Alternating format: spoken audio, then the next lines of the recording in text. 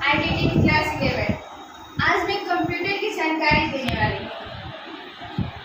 Computer एक electronic उपकरण है जो डेटा को इनपुट, प्रोसेस और आउटपुट करने के लिए डिजाइन किया गया है। यह निर्देशों से प्रोग्राम का पालन करता है और जानकारी की संग्रह पुनरावृत्ति संधारित कर सकता है।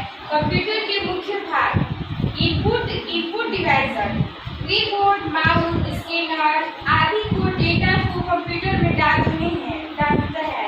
Output device, monitor, printer, speaker आदि जो कंप्यूटर की जानकारी प्रदर्शित करता है।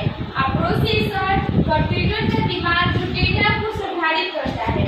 मेमोरी, डेटा और निर्देशों को संग्रहित करता है जिसका उपयोग प्रोसेसर द्वारा किया जाता है। स्टोरेज डिवाइस, डेटा को स्थायी रूप से संग्रहित करता है। कंप्यूटर के कार्य: कंप्यूटर क्या क्या कार्य करता है